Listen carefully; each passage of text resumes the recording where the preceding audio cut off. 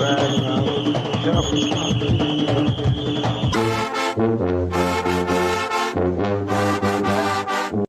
All. This is V. Charmaine Roll, FIE's Junkanoo Rush.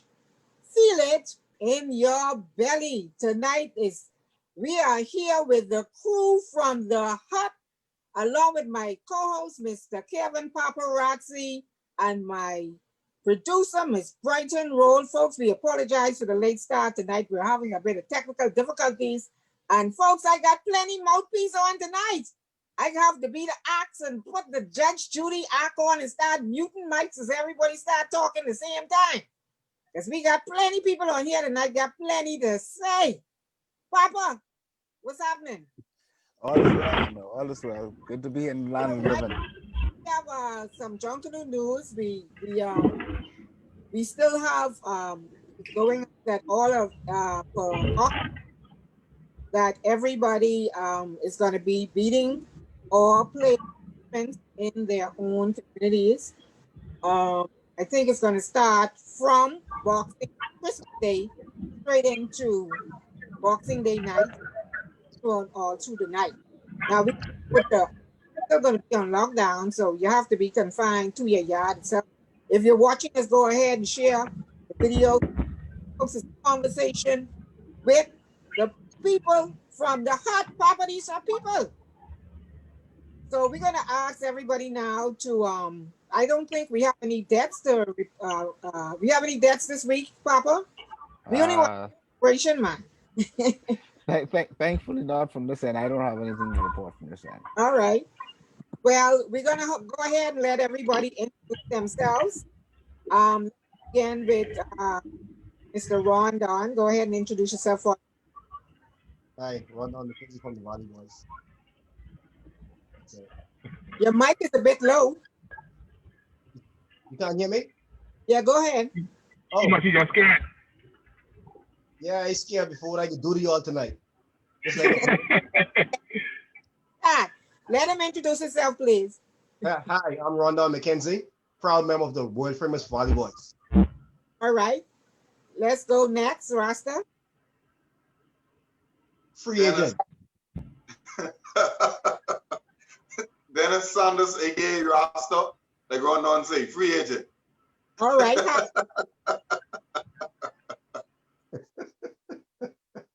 Go ahead, Hockey. You on mute, boss? I'm mute your mic, Hockey. Oh, that's some success.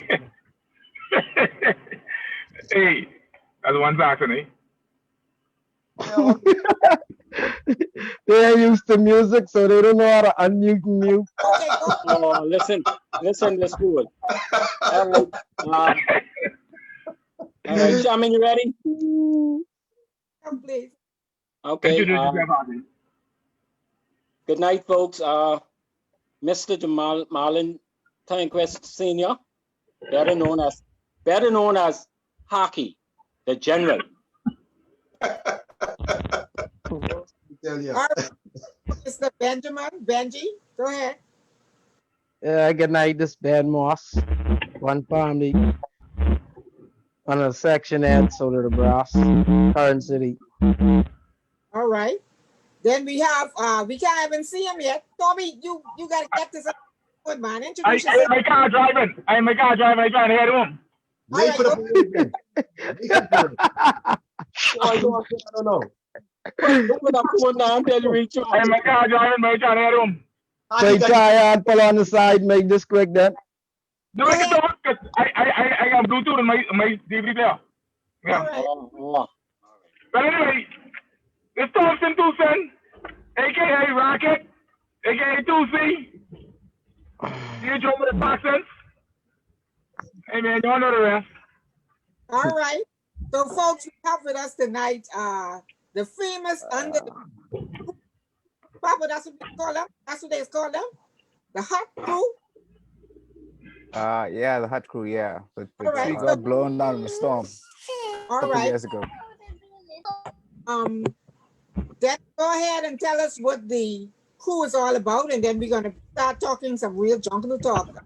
What the crew is all about again, and what you really represent, because I hear the Hut is where everybody come for the jungle news. Well, I'm wrong. officially, the Hut used to be the tree, but everybody knows that spot primarily by the name of Mike's Bar. So a group of us as Junkanouers and who have been basically longtime friends, we just started to hang out, and as it turned from 2 into 5 into 10 into 20, and persons who have a passion and love for Junkanoo, from time to time they would stop by and we would engage in conversation pertaining to affiliations with our different organizations in Junkanoo. And after the tree actually was blown down in 2016 from Hurricane Machu, we went back further in the yard and a little gazebo type structure was erected, and from then we've been calling ourselves the Hut.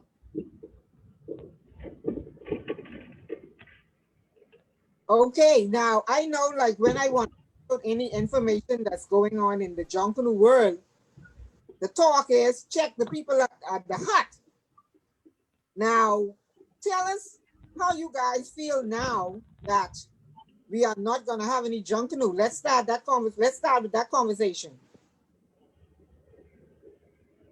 I can Well, go for first. what? I can say, hey, right now, with no jungle, I can't talk to none of my good friends them bad, especially Rondon. Can't talk to them bad, can't talk to Glenn bad, because I can deny him music again. You know what I mean? All these things, can't do this here because no jungle. You see you starting this, right? You see you starting it, right? All right. So you see it starting it. Thompson. Hey, Thompson. you gotta start it. I I want throw it to over to Google. You Thompson. gotta throw it over to Google. I just want to This is a 2-hour show, right? Yeah, go ahead. This is 2 hours. We can talk. Just how long we can talk, we can talk. Thompson, I can deal with you later. I can deal with you later. Man, don't worry about that. I got you all night. Get him now. Don't wait till later. Get him now. This is what families do, Dennis. Sit back. We let Saxon and Valley out, and then we get our do with them and they die. Take your time. This is a one-off window. Man, This is a one-off window. man, the French should be up to mess it up tonight. Not a live stream. All right, so how Oh, guys been affected by the COVID-19? I know we were talking about withdrawal symptoms when we first started. So today I had my own session of withdrawal symptoms where I had my headphones on. And headphones I was showing you all earlier, it made me feel like I am in Bay Street with the music. And so I spend most of my day today. Normally when I do my exercise in the mornings, I know my twin, big up the FI East Junkanoo Rush CEO, my twin Brenton Burrow, they have this little thing they call the burners, where they walk every morning and they do a lot of else and stuff, and they using that as their withdrawals. They rush for like 2 hours in the morning, they walk, and so they call it the burn, where they take their Junkanoo music, they just exercise with it. So what are you guys doing to counteract your withdrawal symptoms? I know I talked to Rondon earlier. He told me he was getting excited to cut some paper. That's what I've been doing, Sean, man. And that's like a yearly thing for me. So I've been You dealing mean with cutting paper from January? it. I've been dealing with it. I was ahead of the game, I guess, from right after the parade.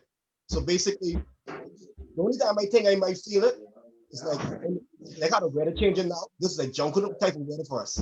You know, you're waiting for that little bit of chilly breeze to come into the shop windows and so forth.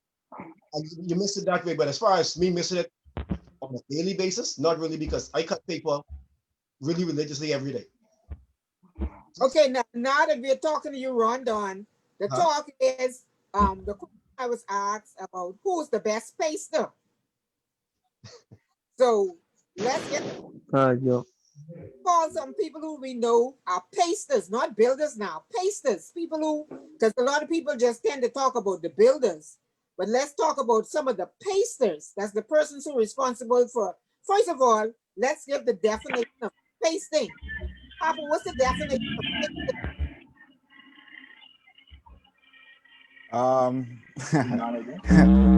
It's applying paper on the costume with some sort of adhesive, which we now use Elmer's glue. So, talking to Vaughn last week, but let's say putting paper on the costume, so it could be any type of paper. So all that new fabric that we using now, I guess that's considered part of it now. So the question is now, who's the best paster? But you know, Yeah. I'm not going to insult anybody by saying that I'm the best, but I'm taking should be in the top 10. Wherever they put me, 1 to 10, I'm happy. But I Don't think just face the most, man. You're the best. Hold on, Shaman, the best You just face paster the most. under the hut or the best Huh? paster in John Canoe? That's the question. Yeah. well, it was under the hut. I think I'll be the best under the hut, but not in jumping. Okay, let's call some of the best pasters in Junkanoo. We're not just gonna stick to the hut. Okay. Okay, Go go on. ahead. All right, my boy Smitty. I guess I got him with Smitty. So He's let's one of put these. Smitty, the bear. I go in one of our hut very own. I go with Brooks. Senior, junior. I go with Senior. Senior. Okay. My Yes. money on Angel Curry. My money on Angel Curry. You also have Ed McPhee. Ed McPhee. I got 2 individuals in mind.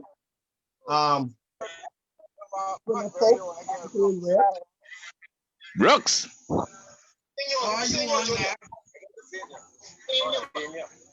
The 2, I got basically. Well, I will say anybody who was come out of the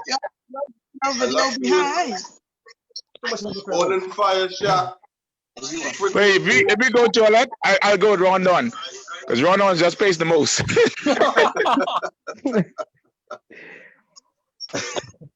Ron, he's starting on. Let me give you my 3. I would say Ace from the Valley Boys. Philip Coach, who was a Valley Knight with roots. And who else?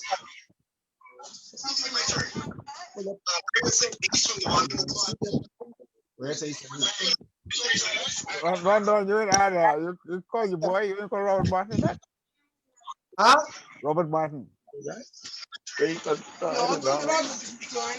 Yeah. Let's tell them how you make one. Hey, Dennis. Frankie want to chime in, but he got to come on my phone because I think he can get in. Okay. On his link, we should be able to accept him. Click on the link. I think you got a link, but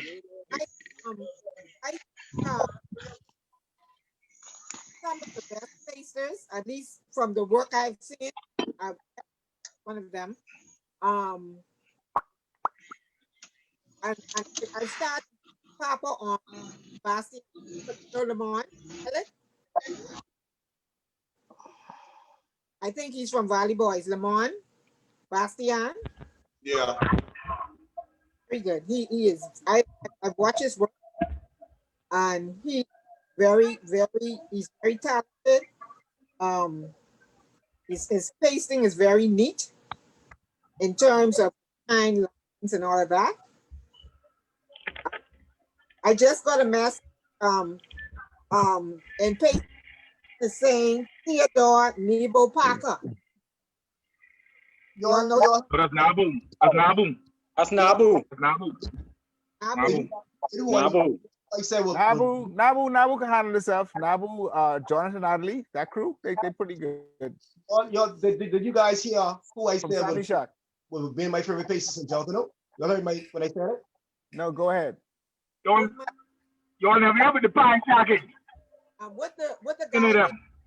from the Gaza guy, the disabled guy from the Gaza? What's his Or name? Tucker. Goal. Tucker. Yeah, Yeah, that's Tucker. he's good. But the pie shark skinner crew, boy, there's some flitter. Yeah. They look at it between they go on. I'm saying, we ain't talking about who's the fastest, we talking about paces, man, who could pace neat. Because my three needed paces was Robert Ferguson, Ace, and Robert Ferguson and Ace. They and Ed Markley. These guys not only pace, but they know how to cut their papers. So I always love the way they do it. They're my favorite paces. And my boy Philip Fox. He's pretty good too. So I give him some props. Okay, so run on. All right. The old-fashioned way. Any fellas is in the Valley still do it. Mostly. That's what we mean now. Ed Murphy, Ed Murphy. All right. They streak their costume with the different colors. Okay, well, put them down. Scrappy them, all them is the old French. That's the art that has been basically lost in Junkanoo No, because everybody I agree. just want stone, bead, and mirror and dot. Well, I'll go with Shag Dog when it comes to that area too. Oh, fuck, I hear the floor. Shag Dog. You know something I think would make whenever Junkanoo is resumed again, will make it exciting is for the JCNB to implement possibly one of the parades, which will, in my opinion, a New Year's parade, no feathers and no decoration.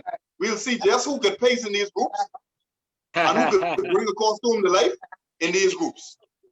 Dennis, Plenty people in the rush. Stop throwing rock at Ben. Please, leave Ben alone. Let group go. Take it easy, mommy's friends. All of his friends. Let me tell you something. Pasting to me is an art and something that a lot of us could master, but we just don't take the time sometimes to get it right. It's like, you know how to pace from left to right, from bottom to top. But then sometimes you just started anywhere on that costume, as long as the color looks good, as long as the colors are coordinated, we call it pasting. But then it's more than just color coordination. It's more a technique. You know, you have to learn to pace, and you have to learn to pace the right way. A lot of us right now, like Dennis said, if they were to call a parade, you have to do it the way that it was done. Maybe before it was even born. It would be a difficult time. So, first of all, I think that a lot of stuff, the real of Junkanoo, it's good to be that. It should be done. That's my opinion. One of the questions I have with pasting also is the coloring. Uh-huh. The person, the paste, their own coloring. Papa laughing. Do they do that? Because some. No, Rondon, no. The reason I'm laughing is because Rondon is like one of the most unusual color persons in Junkanoo. That's why I laugh. That's Mr. Pastel Yellow. That's why he's color bad, man. He's color bad. Ain't nothing changed. Hey, it's color me bad, not color bad. Color me bad. Run on. Run on. Good. One more question. The myth is you don't like to use white. Why? Okay. My theory is this, right? The costume is already white when you get it. Why go and paste it white again when it's already painted white? All those other colors out there that you could use, basically, you don't want to use because people think that white is the only base color in Junkanoo, and which I beg to differ. I like white, but that wouldn't be my first color that I use when I'm doing my costume. Actually, he like pastel yellow more. Yeah, I agree with that. He like pastel yellow more. It's like an insert than a base. You can't argue with that. So you take your Angels lavender? Yeah, I would do that. Okay, let me ask you a question. Same question I asked you this before. Have you ever seen an angel? Not in person. persons who wrote about the angels, they ever saw one? No. So how could you tell me what kind of angels should be? Yeah, it's your opinion and your vision. The depiction of our inner selves. If you take for instance, one time ago when I was a little child, a young boy on Bay Street, somebody actually pasted elephant ice blue. Someone pasted a horse orange. Now these are the basic colors for these animals, but because of Junkanoo and our imaginations, we could do these things. It's just that some of us really believe that white is the only base color in Junkanoo. That's my theory. And I guess I was lucky I won a few times. So something must That's a good. That you can't argue that. That's solid. That's a solid point you're making. Yeah. But Tom said, you should be talk about color and pacing, you know. I think they can get you better. Hey, get me later then. Don't get me now. Taki said he has your costume in his back trunk. Oh, you know what you do? The next thing you know damn well Hockey can't base with me. The next league costume I get, I'm gonna paste it gray, silver, and blue. Figure that out. That sounds like you're going to do the sky. I doing the Cowboys. Sound like you have a title whip. I doing the Cowboys, the Dallas Cowboys. Oh. Hey. You Miami Dolphins. You look at the Lewis. You Miami Dolphins. Let's not go there now. Get him out. But you know how we go when it comes to them cowgirls. That's you all sit on the side now. You all two on the fish? That's fine. The mere fact is this that I think. Patty Dubois. Hey, let's go over the show because we'll take over Charmaine show just how we do regularly under the hut. Right, man? So let her ask some questions we can answer, then we can get off later. Hockey's gonna take over? Because I thought Hockey was a co-host myself a couple of minutes ago. But he just said he had to ask a question. Well, you know I gotta ask some questions. No, he's asking me. Where you going, baby? Respect me. Respect me, you see. If you didn't respect me, you never ask the questions. It was always asked. Kevin, I got to find out why. Yo, what's happening? where you going, baby? And you said and ask some questions, man. No, man, I ready. Let Charmaine run the show for us, and then we can get that. No, I tell you now. I mean, scared on the G. We get up, take it over the show, just get over each other. We forget me on the show. Yeah, go from one conversation to the next. I know how it is. Yeah, Go ahead, Charmaine. Bahamas. I think Charmaine first. Okay, so what we're talking about here now, y'all can hear me? Yeah. Okay, so we're talking about this, we're asking people to really who are some of the best pastors. Now, are we creating an avenue to more persons in with the pasting instead of just the banning? How do we create new avenues for younger persons that's coming up behind you, Rhonda, to say that they want to come into Junkanoo to paste? Because last week, Vola was talking on the show of how a couple of persons question, can you paste? And the person, but like you say, that's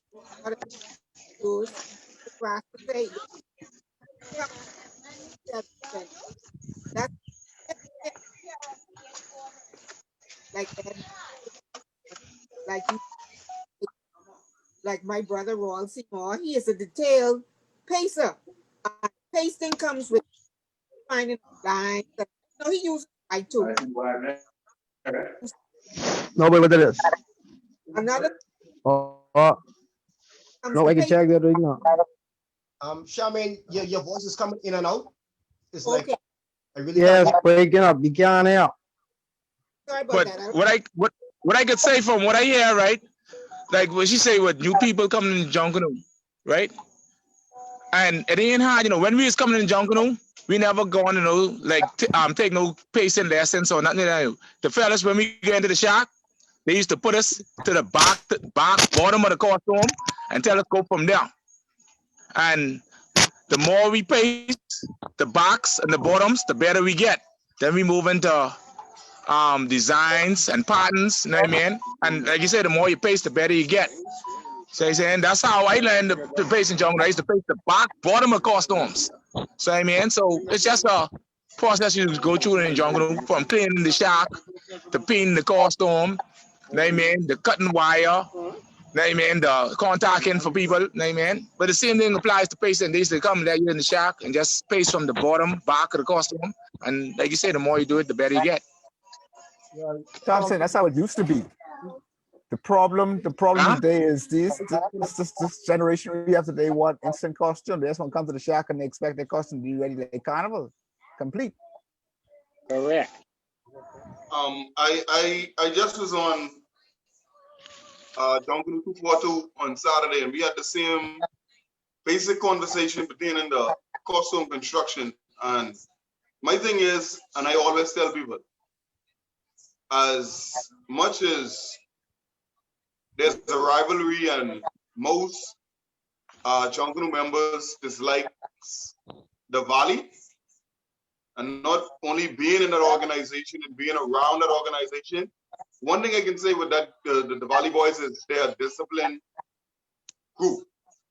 A lot of groups that I've had an opportunity to be around other than the Valley, discipline and passion is not there.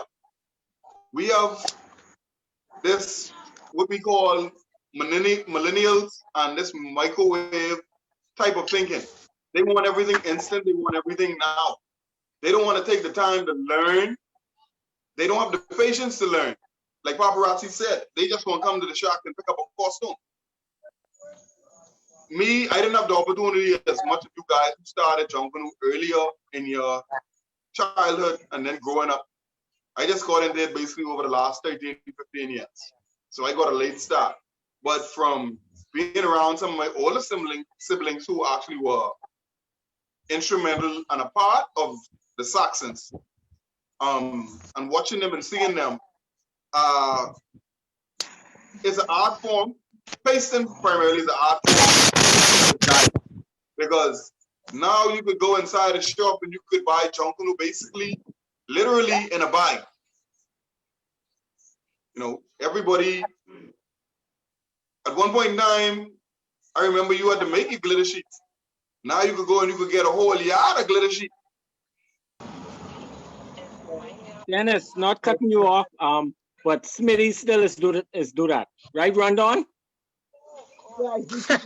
Rondon, do.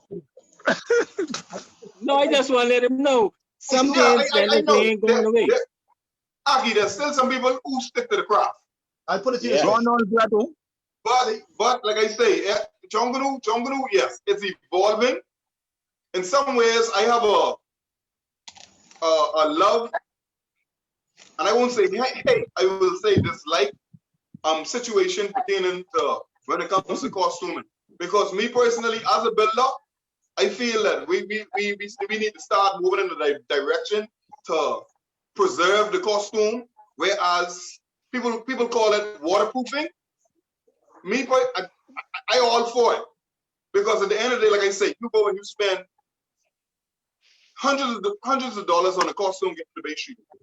By the time you're finished the parade, or even while on the parade, and we just had an instance happened Boxing Day, where Genesis was on the clock in the gate, and the rain came down and their costumes got destroyed. We either gonna continue on the path that we're on, or we can change. I mean, some people may say, okay, crepe paper is Jungle, and I would agree.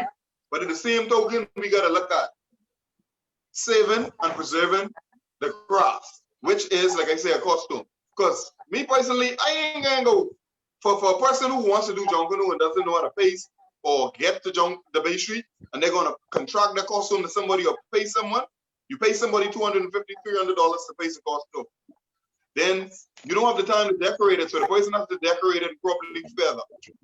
Sometimes, like I say, you get to the parade, you lined up, you look beautiful, the rain come down. What happens then? Well, unlike who would have gone through the trenches and Jungle to learn the craft they learned, I had a different route. The first time I ever pasted anything was my uncle. He decided that he wanted to rush with me and he bought a pants home. He said, "Hey, Ron, you can paste." I said, "Yeah, man, I can paste that." Wait, I muddied up pants right off. He's rushing for the music maker. I'm went to sleep. Like, but the thing is this, then my sister got into Jonquil. She was a part of the saxophone, maybe. Oh man. And during that time, I taught myself how to paste it on her costumes. Because she'd bring it home, she'd be like, "Boy, I got a costume." Who she's Russian then, Rondon? Saxon. I wasn't Russian. But he was a liar, boy. I said, who she used to rush with? Your sister? Huh? Who your sister used to rush with? The Saxon, just right there. Yeah, he said.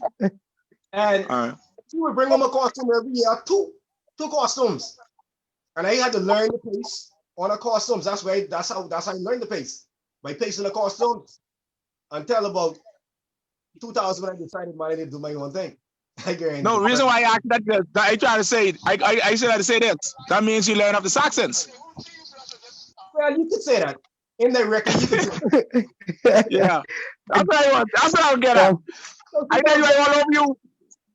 That's the right one.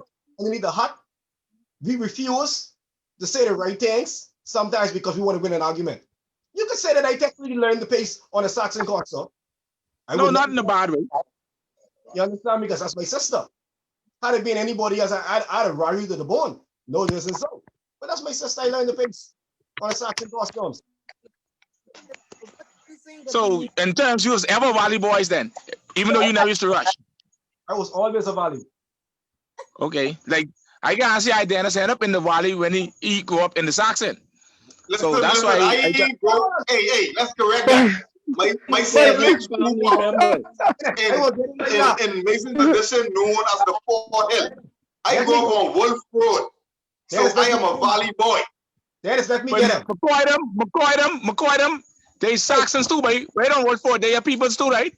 Yeah, they listen to me. They on the western side of Wolf Road. I from the eastern side. Yeah, you better clear it up quick. Yeah. Thompson, you Perry, do we? Ask Thompson a question, man. I Perry, I is asking some historical questions. You know, today, Jonquil, just too slack. You got most of the senior men in Jonquil who refuse to teach the younger fellas how to pace. Then you get plenty senior men in Jonquil who can't pace. They can't pace at all.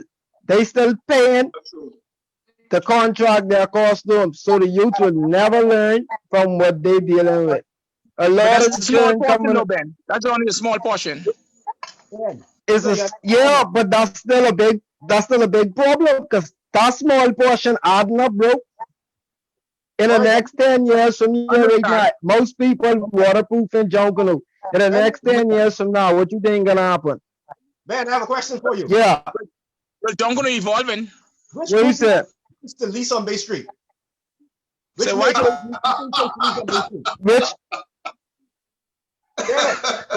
Which major group I think based in lease on Bay Street?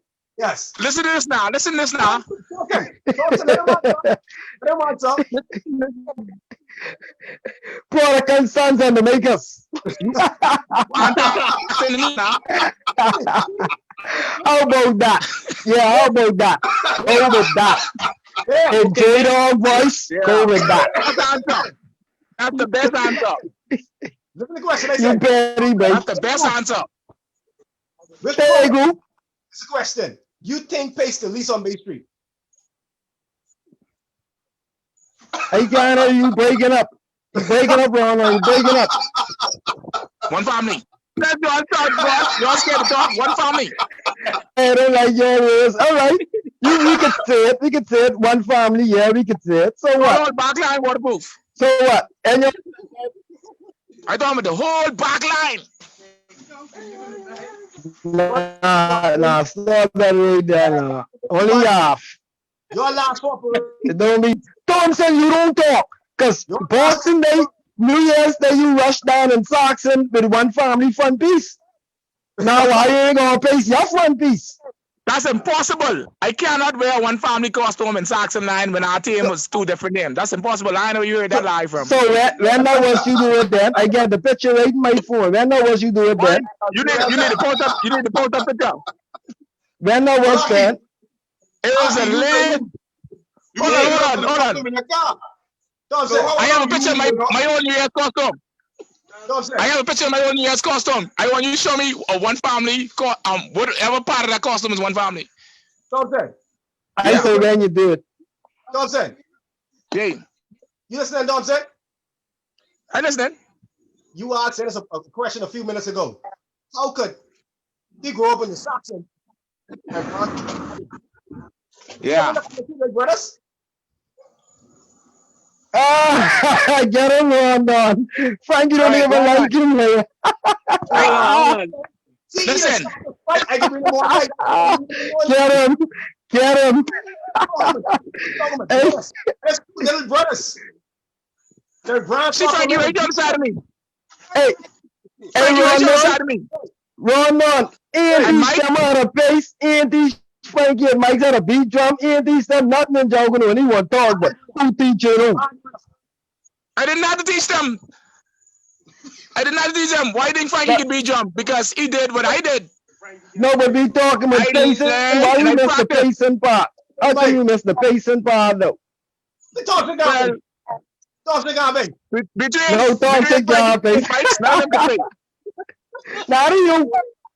Between Frankie and Mike's, none of them can pace. I mean, I can't pace, and I do a step down now. How you didn't let us get the B? Jason. I win. Chasing and a half point a day, it'll get you anywhere you want to go. Hey Ben, take it easy on Rundown Boy. That's Rundown Boy now. Rundown, you let me talk about your boy like that. Ron, tell him Jeff don't say nothing. It's the truth. Just don't say nothing. Aki, you want to put on Rundown night? You cold, but anyway, come in. What's the next question you want to ask, man? All right. James from Facebook and Gina of the best pick. Ricardo, yeah, Aaron, 99, Jim Brown, Johnny Lee, Nebo, Robert. Do you guys agree? Yeah, I agree with Gino. He missing one. I agree with him. No, he missing one. Gino's supposed to be on the show too, because Gino's be under that too. I know why he ain't getting on the meeting. Gino get a no. You didn't see him the link at Jamie. So Gino write this and then put me on it. Okay. All right. No, Rundown. When see you upgrade your phone and Gino downgrade his own. Gino still get a Nokia with the light up top. Gino gotta give that up, man. He got that from 2000. Well, that's how he building is. He building downgrade and all. Gino's a boy. Now stop that now. He ain't had no tools. You know Gino ain't had no tools. When? Everything cool. That's my boy. He can't do him like that. I was thinking on this too, but he say, hey, next question. I want to hear the questions. I can't hear you. We can't hear you, Shaman. Okay, it was mentioned to me by, I don't know, my speaker keep going down. It was mentioned to me by the Miller, saying that Tucson is the youngest drummer, one of the youngest lead drummers. Let's talk about lead drummers. Sometimes facing Thompson. They started drumming at the age of 16 as one of the lead tom-tom drummers. Let's call up some of the lead drummers. Actually, I was younger than that. Okay. I was in 16, yeah. All right, you were how old? When Saxon made me lead drummer, I was in grade 9. So you're supposed It's all- Yeah, but I just He is started a on good. Ben, Hey. 12-10 back then. He's 12-10. No, but I graduate when I 16, so I can be 15 when I did No, in no. grade 9. She, Big Mark, the question was, how old were you? You say, I was in grade 9. He's 12-10. Yes. Listen, why don't listen? I was in 16 in grade 9. I graduated when I was 16. You might have repeat. Yeah. I know dumb fella. All right, I trying to tell her I was actually 14. Thompson, you I was was actually 13 going on 14. 14. I was 14 actually. I just turned 14 that December. Next question, be mixing them up. No, I turned 14 that December. It's okay. You was 14 or 12-10. Which one? No, he's 14. He's 14. I was 14. We asked Thompson. You was 12-10 Hey. or 14? Anyway, let us finish the question. I will Run answer the next on. part of the question. The question unfinished. Hey, Hey, No, Thompson, she Some said Thompson. in terms of lead drummers. Thompson, What how else? old was your What else? What else, Charmaine? yeah, because okay. how Ben, old how old was your brother when he started when he started the group? Frankie? Yeah, no, the one behind you. That's listening. Yeah, Frank. Mike. Yeah, sorry, Frankie. Mike, Mike's the way drumming in the bar. Mike, Right, Loma. Mike didn't start off being drumming. Mike was dancing. Know what I mean? And eventually he fused in the did drumming one because better. when Frankie started to beat drum too, then Mike's came in the back line. But Mike's actually could rush, you know. I mean, he mightn't be the baddest beater in the world, but Mike could rush, boy. Hey, He got Thompson, a distinct rhythm. let Frankie talk, man. He got a distinct rhythm like no other. Let Frankie talk. Yeah, you trying to Yeah, get Mike to come hold on. back to Stockton. That's why we talking good with Mike. You Let think he's Frankie Frankie talk. like that. Hey, everyone, Frankie. Good night, everyone. Yeah, Frankie. Which group you rush for? Hold it up. Yeah, talk. You say use Frankie and use whatever. Frankie, I she am wanna know a- which group you just rushed for, but he's a free agent. Free agent. Taking my talents to the Valley Boys. Former Genesis, now with the Body Boys.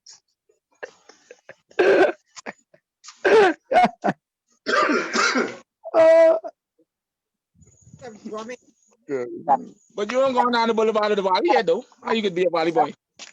To me, I think Byron that's Yeah, man, say he's a Valley boy, man. He's an aspiring Valley boy. Can't hear you, Shaman. let's talk about you and your young. Let's talk a little bit. I know, you know, you're there. Don't clear me. No, he can't hear. He can't hear what he's saying. The microphone keeps tipping in and out. Hey, What's he talking there? Yeah, that's the Saxon phone. talk to you. I know you a mentor to a few of young guys in the Tum section of the South. Talk to them. All right, Well, with my line. Aggie, hey, she talking to you or me? Because I can hear. She talking to you. Oh, yeah, Aki don't talking be line. dumb. I hear Aki say is a Saxon marshal, Tum bro. line. Aki is a marshal, bro. Why she could be talking to Aki? I'm talking about. I say, yeah, say something for Saxon Tum line. I can't hear. She talking now. Shut up. hold on. Hey, let Shaman. What she's saying, all right, I understand what can't hear. Charmaine's saying.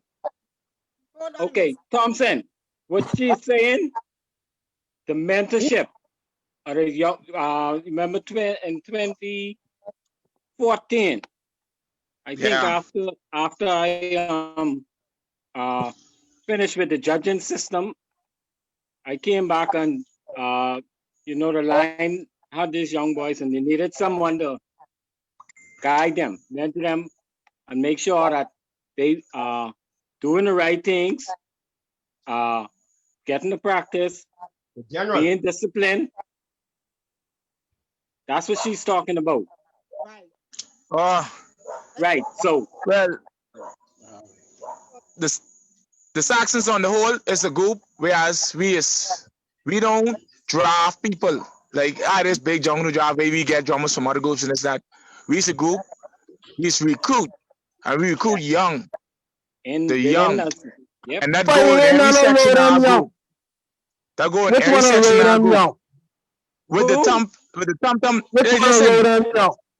why don't listen? Let me finish. Listen, past Radam. I have 2 generations after Radam. That's Got to right. show you our future and secure. Yeah. I You say, say, yeah, I say, whoa. I can line up 8 young drummers, them under the age of 15, what could carry a front line right now. Very good. Because for years, we've been working with the youths, Yeah, he lying. working Let with him the go youth though. He them. sound good. Every year, we put a line of young drummers in front of the Tum line. Just that's the older said what we look at as being the most potential at that year throughout process. They just said we put in the front of the Tum line. They rush down, they shoot us. The rest of them we slid them in slots in the back line, and then when they prove themselves the next year, then they'll move forward in the front line. But we have a cutoff age, whereas if you're a certain age, we can't consider you a young youth, and you can't go in front of the Tum line unless you earn your spot. Like in drummer line, you got to earn your spot. But for years, we was putting a young line in front of our Tum line just to give them that exposure, let them know that's what they up against when they reach a certain age and how, you know what I mean? So that experience done in them. So right now, I don't even have to beat my drum. My drummers, them capable of doing it, and they've been doing it. They saying that's what you call passing the baton. I Right. didn't venture off to certain other things in the group, you know what I mean? Because the group needed help in certain other avenues. So when I look back at the line, like Boxing Day, I didn't beat drum at all. And I look at my line up and I hear them niggas rushing and how they pay 2 tears roll down my cheek, not 1, 2 tears. You know what I mean? It feel like I was doing my job, boy. See what I'm saying? And I got Aki to thank personally for that. And I already thank him on a lot of occasions because without him, actually, because I can't be 2 places at the same time. When I ain't there, even when I there hockeys, make sure the little children, them, especially the young line, straight in terms of costuming, getting the bay, instrument, whatever they need, they get. You know what I mean? So yeah, man, the mentorship to our youths, we got that on lock. And that go for our baseline too. You know what I mean? I can't leave them out because Booty them doing a good job with the youths in the baseline too. So you saying? So our belly line, we little lacking in that right now, but then I think we need to follow suit. Okay. Can everybody hear me much better now? Yeah. Okay, because I put on my headset. All right, so Kaki and Tucson, I really congratulate you guys on the good job that you're doing with the frontline Tum because we have a lot of younger guys coming up, and I noticed like the Tum line, the young fellas seem to gravitate more to that than the bigger drums, the bass line. Papa, you have any questions? Oh, I just enjoy the jokes right now. But see, and Jermaine, Benjamin, what I was trying to explain to you, you couldn't really hear, is we are live. And so we have hundreds of persons watching us as we speak. So that's why I was saying, try to align yourself a little bit more what you're saying. And the jab throwing, it's good to have your little pep talk, but we are all here to try, understand, and respect each other's spaces. And I know you all have a world and a ton of jokes underneath the hut. But right now, we're trying to get information out there for persons to understand what is facing, what it's all about, the drumming. So now that you said you're in that brass line, tell us a little bit about your position in the One Family brass line. Well, I'm one of the section heads. I've been one for a little while now. Yeah, mostly we target mostly the youths, like school bands, all-star bands, and just the youths in the community, in the areas, whoever live in. Once we know well, this one can play, that one can play. We bring them in, we teach them a little about jungle, teach them how to pace. But first, we bring their parents in so they could see, well, this would be about. And if they give us their approval, then we hold on to them. We teach them everything we know. We try to keep them away from like gangs and those monsters do it. We try to teach them not to smoke, not to drink. Try to keep them on their buck work. Principles. Okay. All right, gentlemen. The next question is: what do we see what is the future for Junkanoo? How do you see Junkanoo in the next? I can't even say 5 years. Let's say another year, because this year Junkanoo has basically already passed. Let's talk about how do we see ourselves for 2021 Boxing Day Parade. What should we learn in this downtime that we have now in terms of for Junkanoo? Well, for me, I jumping on that one. For me, this system, what they call a judging system, first and foremost, that need to dismantle. Because the way they judge in Junkanoo, especially the rules, man, we get more rules than the Constitution of the Bahamas for Junkanoo. When did Junkanoo get so difficult? Junkanoo is supposed to be simple, straightforward. It's clear as day to see what Junkanoo is supposed to be. But when you get people just have their own agenda, whereas, wait, I think we need to do this to tweet that, so that group wouldn't have this on us or that on us because they weak in that area or that area. So when you look at these fine prints to these rules, which don't make no sense to me, that's why you can't win today and then lose tomorrow. That don't make no sense because or your costume it was in 70% pace. Like, who actually is be judging and looking at a costume to see if it's 70% pace or not? Wait, the costume pace, it have quite paper on it, it look good, that win, let them keep they win because he have a little more pace than you. They want to change it. No, man, that don't make no sense, man. Junkanoo is supposed to be that way. Junkanoo is very simple and it's supposed to be fun. The rules and the judging, that we got to dismantle that. Moving forward to make Junkanoo at least different or even better. You're right, Thompson. Well, to add to that, primarily a lot of stuff we covering. Like I said, I was on 242 show on Saturday, and we covered some of these same things. Like, for instance, me personally, I feel they need to bring prejudging back. Yeah, you have a lot of participants who can complain about all the mobility and getting the costume, the base street and the elements and all these other things. I feel as individuals in general, we don't plan properly. That's the first key. Once you plan, you won't fail. But mechanisms can be put in place. Because, for instance, let's just say all of us here who are now on this Zoom meeting, we're Junkanooers. We were Junkanooers at some point in our lives. When costumes are to George Street and persons are gathered around a costume, admiring it and looking at it, we as Junkanooers know which costumes are basically primarily in the top 3. I don't care what nobody say. I don't care if it's somebody from a rival group and I dislike them.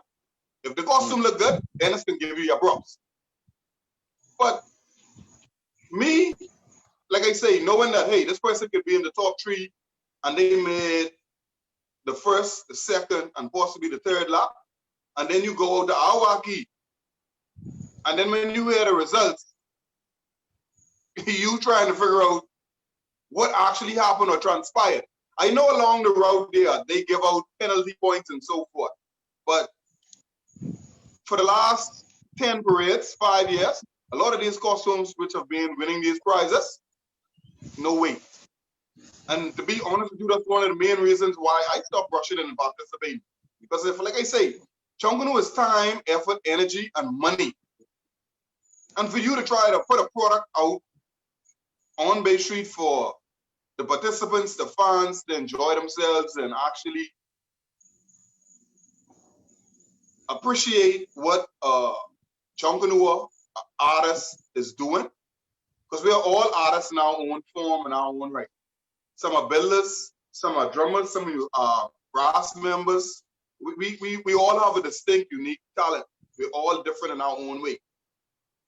But like I say, when you gonna tell me that, oh, I lost the parade because of this, or I lost the parade because of that, there's some things that needs to be changed, like Thompson says.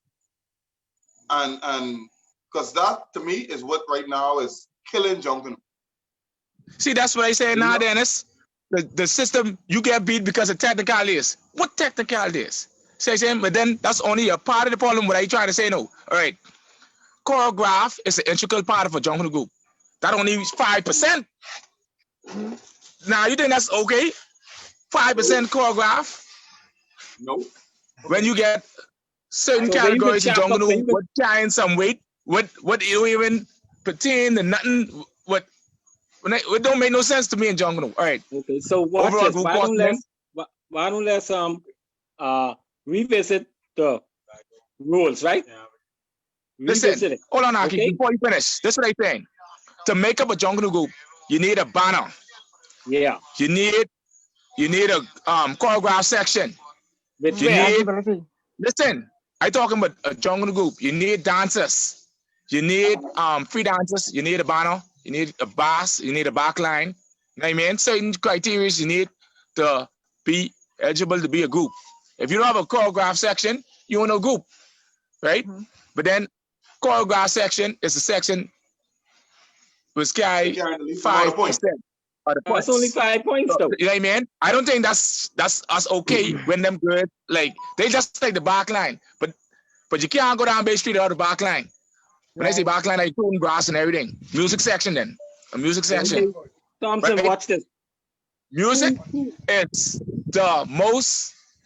Like when it comes to Junkanoo, it's our music what define Junkanoo.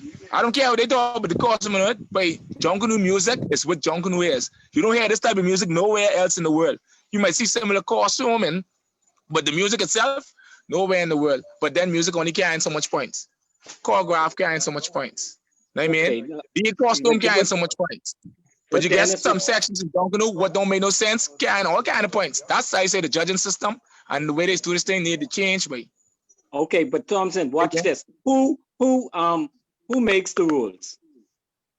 Leaders. Oh, see, that's why I won't go through. That's why I go in. Not necessarily. Not necessarily. No, I go in there. Not necessarily. Go there.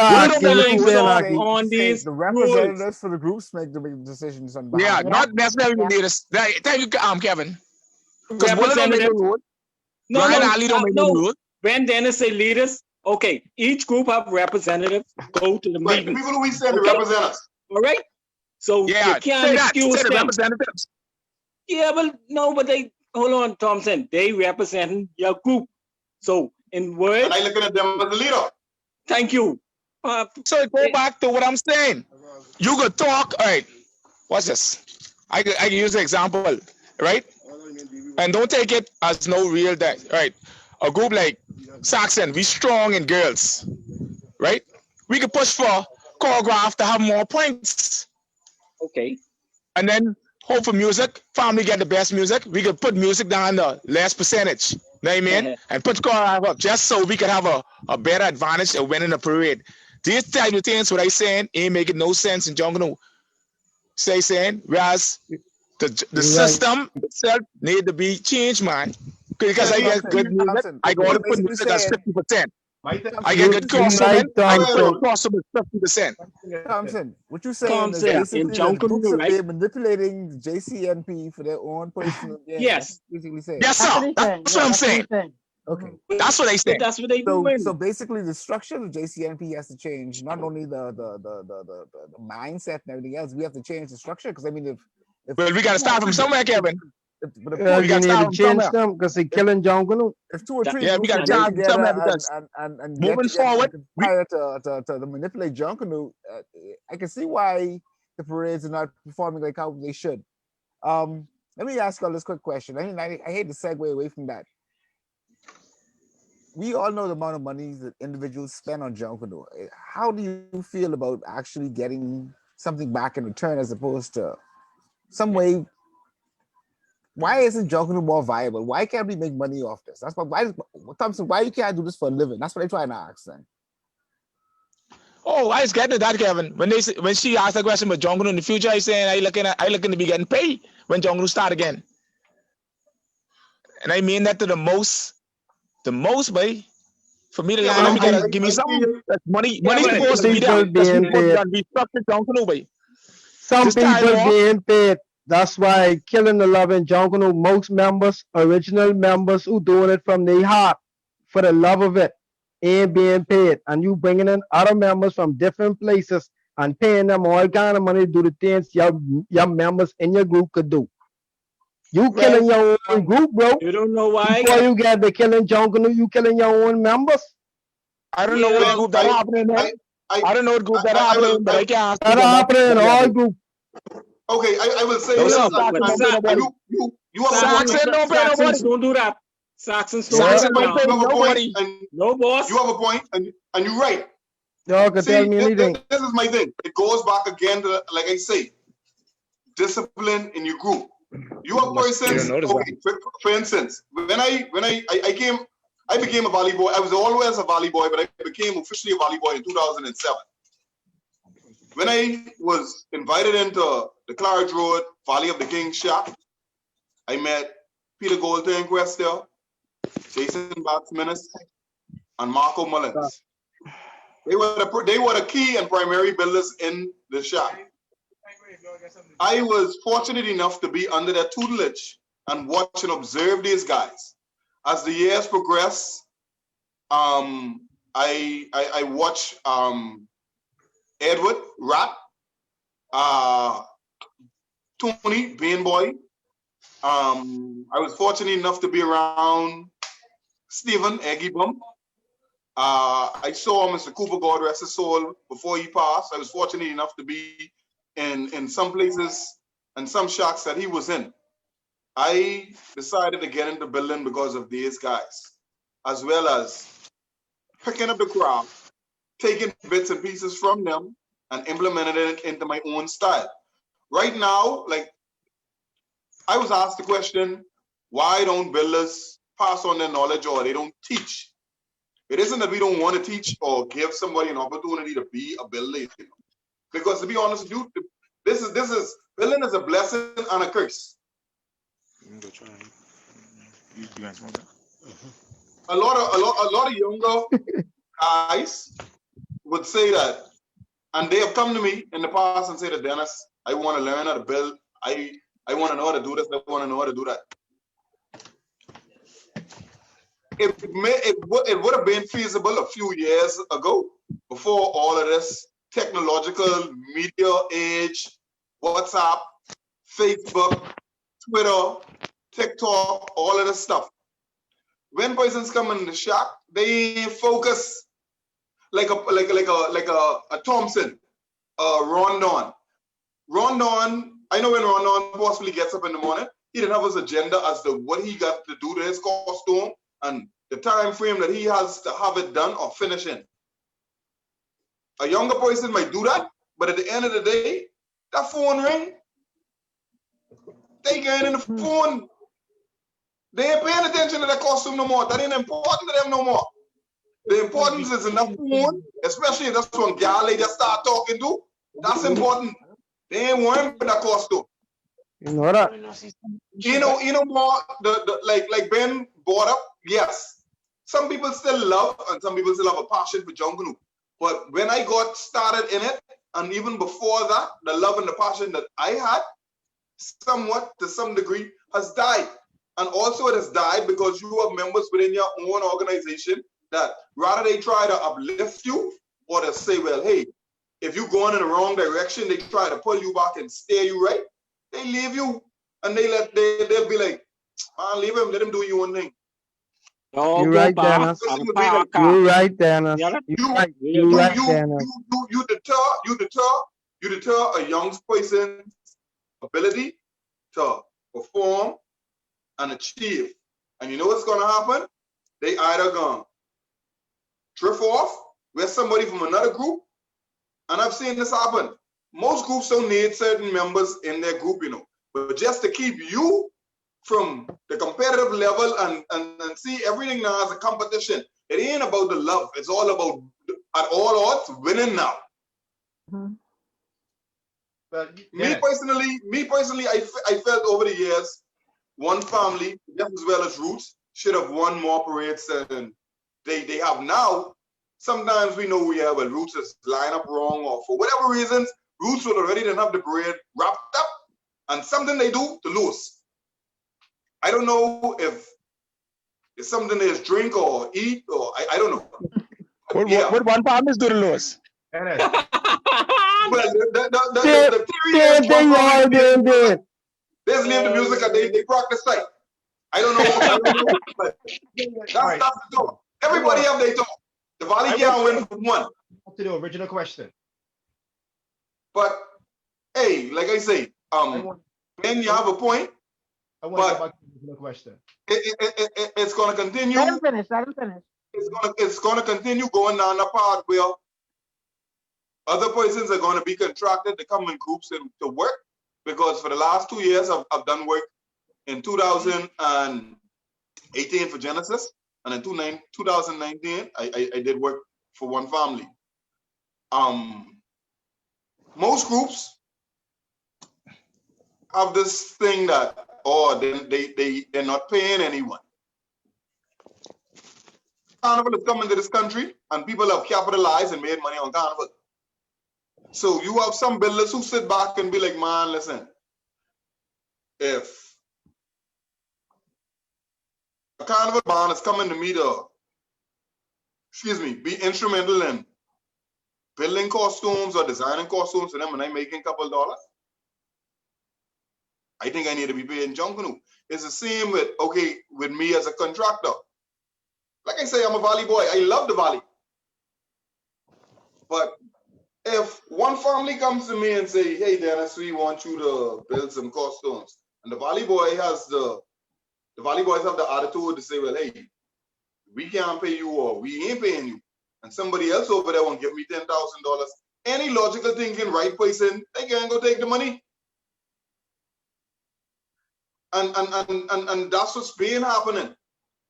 But going back to Ben again, I feel if you have loyal members in your group who have been there from the thick and thin and the inception and have been showing the dedication, the love, the passion, and the spirit, yes, you may not be able to give these persons, say, a salary, but at least sit down with them and tell them, hey,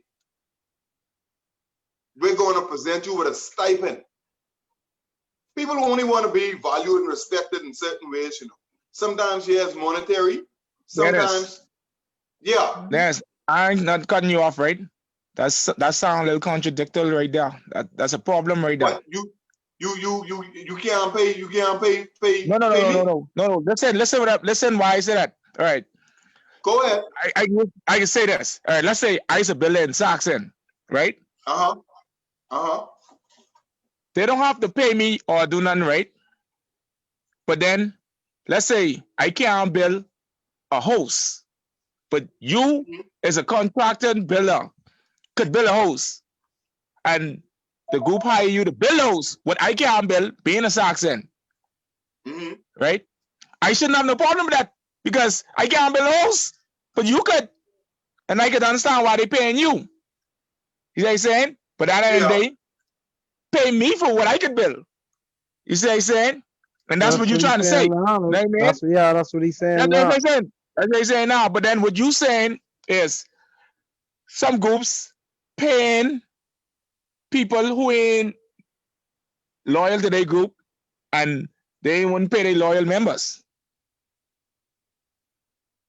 At least acknowledge them. That happening then. I don't know if that happening. I don't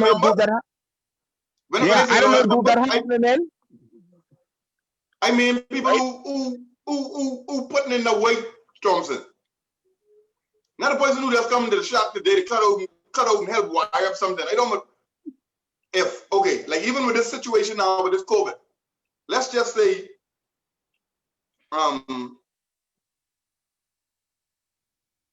lot of people ain't working. bills piling up. Me personally, honestly, I'm still at work. If something was to come up, I would recommend somebody else. But you have some people who don't want to go to somebody else because they want Dennis, or they want Gino, or they want Carlos. Now I get into my point. I get into my point. Your group don't have no bill list, so they have to pay bill list. That's what I said. A group would have bill list, wouldn't pay nobody the contract in their group. All right, let's say a group like Saxon don't need Dennis, so we don't have to pay Dennis the bill nothing for us. We can stick to our members who could bill. You see what I said? Now, what Ben saying only could be referring to his group. We don't have no billers and paying outsiders, because I don't see no other groups having crying with that problem, unless they don't know, because we ain't have that problem. Whereas we paying people and we get loyal members here. That's why I was asking if that's his group problem, because that's my group problem, and I know if that's any other group problem. Hey, we speak by the heart. You know plenty contractors to speak by the heart. How much contractors running around from this group to that group to that group to that group? All right then. So don't just try to talk about this my group. I talking about what this coming up. Genesis have the same problem. Every group have the same problem. You talking about Saxon have the same problem. Y'all have the same problem. I'll never believe that. Dennis could attest to that. We don't have that problem. Yeah, Thompson right, but then we ain't have that problem. We have that problem. Dennis could attest to that. Right now, could tell me anything. Okay. Listen, right I tell you facts, man. The Saxons and Roots of the most billers in Junkanoo right now. You don't have the problem. Because I wanted Dennis to do something for me, but because my group have billers, they tell me I don't need to mess with Dennis. See Dennis right here? Yeah, that's true. And I was going to pay him. Say, saying, but like I say, my group don't have that problem. That's the problem we talking about now. So the person from your group who bid it, what did he get? You do something for him? Did he get something? I can't say what he get, but all right, no, I'm talking about from you. Why you wanted to pay somebody else? Why you the need to get from my him? group? Listen, Ben, listen for a second. The person from my group, I can't tell you what I pay him because that ain't nobody business. That's what I'm saying. That's why I asked him, did he get something from you? Yes, he did. Yes or no? All right, simple. Yes, he got something. You understand what I'm saying? You ask me what he get. Ask me if he got something. He got something. Gentlemen. All right, good. My biller got something. That's good. Gentlemen. I appreciate that. Rondon, let's hear your question, Rondon. We're talking about builders being paid. What's your thought on Pacers being paid? Hold on. This ain't just about billers and Pacers. This is about everybody in Junkanoo. Because me beating my drum. Me beating my drum. I used to be like any because I was a musician. Listen. Professional at that. And when I say me, I talk about for every musician in Junkanoo. Every drummer, every bella, every horn blower, everybody, because we're musicians. Listen to what Thompson, if you being paid and the rest you're lying, being paid, that's dancers need to be paid too. Everybody need to be paid. That's what I'm talking about. Not special people. Because they're not special in Junkanoo. Right. Do something for every section. I with you. Excuse me a second, Ben. Let me ask you a question. Let me ask where we can get this money from to pay everybody. Exactly. We all talking about. We need to take Junkanoo corporate. Paid, but we need to think and try solutions of how we can actually create this into actual industry, like a carnival. Make Junkanoo Corporation. Make Junkanoo Corporation. Okay, Thompson. Let me ask you this quick question. What suggestion, or this is for everybody or anybody? What would you suggest we do to bring in revenue? Because what they doing with the bleachers isn't working. Because apparently we know they can't cover the cost of the prize money. So what would you suggest we do to turn Junkanoo into an international event with thousands of people from all over the world come and actually pay to either participate or to view it? Make Junkanoo Corporation. Marketing. Market Junkanoo voice. Marketing is the key. Yeah, but Aki, that's just a preset, but we got to make Junkanoo a corporation. It's a radio in the name of no, it's not corporation. The JCMP is a corporation. The JCMP is a corporation, not Junkanoo itself. The JCMP represent Junkanoo in the province. This is what I'm saying. No, they represent themselves. Everybody, They represent you. They represent no jungle. Every Jungle. No, Every Them jungle two- they technically represent. speaking, the JCMP is only in charge of the They only boxing managing and real jungle. estate parades. They're not They only responsible for managing any jungle. They festival. represent jungle. So everybody wants to be paid. And they only manage two parades. That's Boxing Day and New Year's. Right. no, you can't pay everybody run down, but And this at is what least you have Everybody- sections. Ben, everybody wants to be paid, right? But the problem is this. My thing is this is one of the reasons why I don't do contracts in Junkanoo is because we as Junkanooists is undersell ourselves. If we know a costume weight $500, we will charge that individual $200. When you think about the man hours and your craftsmanship, because you're an artist now, we shortchange ourselves.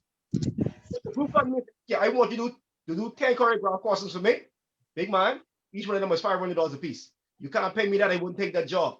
Because you know what's going on? I can't do a 10 of them by myself. So I have to give hockey one, I have to give Ben one, give tennis one, give Dennis one, give Austin one. At the end of the day, I shortchange myself because I already charged them half of what I really wanted. And this is the reason as to why a lot of us can't make money because we're undercutting ourselves. If the job, value $100, contract for 95. Don't go for 50 or 55 because you already lose out on that payment. You understand? I'm saying, guys, take on 20 customs. You put up $100 a piece. When they know those costumes worth more than to be pasted. Because it wasn't that valuable to the person carrying it, they'd have never come to you. Please understand ourselves. We can't make Junkanoo in the street. If you just shoot in the dark and say, look, well, it's $100 for every value, way more than that. We need to get. I know this kind of pace. If Dennis want the money, he better learn to pace himself because I'm not going to do a costume. They are the hours that compensate actual dollar sign. That's all we're Hey, doing. Run down. I giving you what you're paying for. No, But you can't do that. Listen, let me explain that. Okay. All right, if I know the value of this, right? But you don't know my situation or what I get into, I might need that right there, right? So what's this right here? You think I know this value $500. You think I giving you that type of weight? I cutting more stretchy band, I getting you out of there. No, so you shortcutting. That's what Brandon saying, man. You shortcutting. Yeah, I shortcutting, but I trying to show you certain people is in certain situations where they need the money right there. Certain people just get it right there. They have to get it. So I think it's this, you can't right? just judge everybody with that. It's best to make $500 on one costume than to make $500 on 5 costumes. Thank you. One for $500. You right, Ron, no, but what if that's just one costume right there and that person need that money right there? Right. You have to get it. Then some people doing it like I say, from the heart. Like you, Ron, Don. You's my personal friend. If you need my help and you call me, say, Ben, I need your help. You think I ain't gonna be there for you, Ron, Don? I don't, but a complete stranger. All right. All right. Maybe wrong in pricing our product. Hey, I hear y'all talking, right?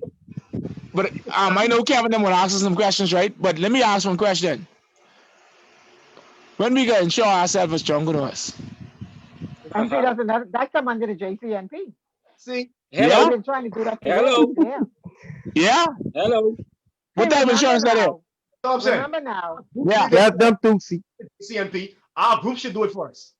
Right. See, But then- that's what I'm but saying. then- We gotta incorporate ourselves, but we can't be calling this JCMP when the JCMP don't represent Junkanoo. They represent themselves, and they only manage Junkanoo on 2 parades. They don't represent That's it. Junkanoo on the whole. See what I'm saying? We gotta incorporate this thing called Junkanoo. They ask the groups ourselves got to get together. Which ain't I saying, but we form a union and in terms of the group, but we don't move unless certain demands are met. No group should move unless certain demands are met. And Thompson, the it's JCNP like, is listen, control the thing. anybody can form a committee or a corporation and manage Junkanoo. The JCMP is just one. You know what I mean? And we being grand with them. Not to say I against them, I just saying it don't have to be the way it is, because if that's the only way we see it, Well, I think we lost as Junkanous. Say it could be better. If someone creates a good format that we could live and work by, then it's worth Yeah, you understand what I'm saying, Ron? Listen, but listen to me now. We just need to get that right format in place, because the biggest problem in Junkanoo is this: we have basically 4 major groups. Let's just say. So who you ain't going? Listen to me. Let's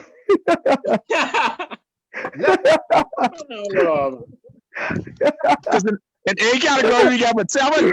Who you ain't going? Hold on. Run on. Thompson, run on right, but we get 4, boy. Listen to me. Anyway, finish run on. Let me ask you a question. Tusi. Finish run on. What should be done with the 2 groups that are underperforming in the A category? What you guys think should happen to them? I think 3 groups are underperforming. What's the 3rd group? 3 of them underperforming. How much group didn't make New Year's bread? So you're getting petty. No, he ain't petty, man. It's just facts. He's just facts. Actuality. Let me say this before you guys can go ahead talking. All right, we like to talk to the other groups that are not performing up to par, but we have to understand that these other groups don't have the type of sponsorship that the other group has. Okay, so we still have to look at it from different aspects. What if all the sponsorship was Jamin, let me just hit you on that. If you don't have that type of financial backing, why you put yourself on a pedestal? Yeah, you shouldn't be in A. You need to go back and that make the most sense to me. Why you in A if you don't get A money? If you're a grade A student, you business in grade A. If you're a BA student, it makes sense in every way. That's simple math. So you don't get A money, why you in A? You don't even have A membership. Let me just say this, okay? Ben, you laughing, that's the truth. I ain't going you in Aki. I with you, bro. Yes, I. Let's shout me dog. I'm not deterring from that fact. But what I'm saying to you guys is this. I'm not deterring from what you guys are saying. But what I'm saying is, what if all of us had the same starting point and give different persons opportunity to uplift themselves to get to a certain point instead of stagnating them? Hold on, Ron. Let me give this 1 second. I was just thinking about this for a second. I think that if none of the Junkanoo groups get any sponsors for the next 5 years, I think there'll be 4 Junkanoo groups that will survive with no sponsorship. That's my personal opinion. I believe the Saxons, the Valley, One Family, and Roots will go on because like how Willa said last week, they're deeply rooted, and they could pretty much go on without sponsorship for the next 5 years. They may not have no competitive Junkanoo, but the groups would not disintegrate into the level that those groups are at right now. That's my personal opinion. See, Thompson made a point, right? And he was talking about the groups and who qualified or not. But then Thompson started off the whole segment with judging. If the judging is judged fairly, certain groups could win certain categories or certain costumes, point blank, if it is judged fairly. Now that smaller A group might not necessarily win a parade. Like Genesis was an exception when they won music. They were that good. There's always going to be a costume like in the Music Makers or in Genesis or one of those smaller groups that has a very good costume that we say, look here, that should win, But because the judges don't relate to those particular groups on that Junkanoo level, it's almost impossible for them to win a particular area. You understand what I'm saying? So if you judge fairly, if you judge right and honestly, some of those small groups, they can build themselves up. Because if you want to win a particular section, say an off the shoulder or frame dancer, every now and then, it gives that group a momentum to look forward to. But then some groups just don't get judged fairly. And back to the point where Thompson was talking about changing the judging system, it crossed my mind just now, Thompson, is the fact that we don't complain about the judging until we get beat. We have no discrepancy until we get beat. We could win last year with the same judging system, and like you say, the following year or a few days later, you lose with the same judging system. But until we get this Junkanoo thing down to the point where we're fair, the criteria is based on the same. Like you say, start from zero. Everybody has an opportunity to be judged correctly. Now, the one thing that I want us to realize is this: as Junkanooers, as hot members, we just trash talk. But sometimes when we trash talk, we actually bring a lot of positive thoughts to light. You understand? So if we're going to go in there and say, look here, there's only 4 out of 7 groups that are eligible to win a parade on any given morning, let's make it whereas the other 3 has an opportunity on any given morning to win a particular category.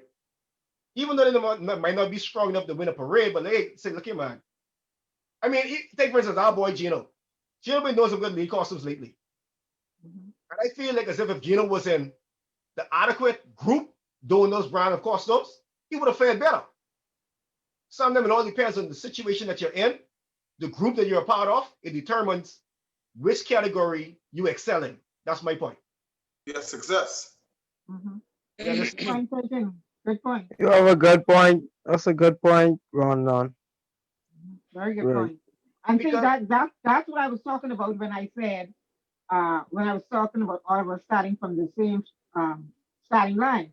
Because you have, if like from Papa and I perspective, doing the media and then doing our show, and we getting to see so many different aspects of Junkanoo, we could tell you from our experience watching, videotaping, we know who win. We could see costumes that are supposed to come first, second, third. We could judge them right off the top. We You can know- tell you right off the top which one to win. I remember back in 2015 when the Valley Boys did our parade, they had a pre-judging. And to me, I think that's the best part of a lead costume from my point of Right. view. And I remembered I was home and I had my boys and called me, because I went home to go take a bath to get ready to go back on the parade. But Rondon, your costume in the money. Some tell me when I be like, wait, I ain't getting no hype on this because things could change. And it's because of the pre-judging, like you said, and like you said, paparazzi could see it. You could basically and you could look at a parade, you could look at a costume and determine which position you think they should be in at the end of the day. But then being alluding to all night, sometimes it's like, that you knew you win. Junkanoo said that you win, not the fans. Junkanoo, your comrades and you say, wait, I believe you want music or you want choreograph. But when you get to where it's being announced, it's a totally different scenery. Whereas you knew you did everything that could be done to win this particular area, but something went awry in the judging pool. Somebody did something wrong, and something happened that whereas Dennis didn't win because of a certain situation. That's why I'm saying if we're gonna revamp the judging system, we need to revamp ourselves. We just can't That's say the judges. So We run have- on watch this run on. Uh-huh. What you think about Bastian suggestion? And he been saying this for a little while now. And I think we should look at that. I don't know how, whatever the judges pool is, if it's 50, get 10 from each one of them groups, the major groups if you judging it. Because I always saying in the JCMP, B is vote aligned with A, which in, but if you're a class A, you stay in class A. You in class B, you stay in class B. You shouldn't be voting for me because you're a B. That's the JCM portion, what I talking about. What I'm talking about is what Darren said. A category groups get 10, 15, how many members it is, and let them do the judging from each group. Let's try that. Over 10, 15 years, Aki, that ain't just come on.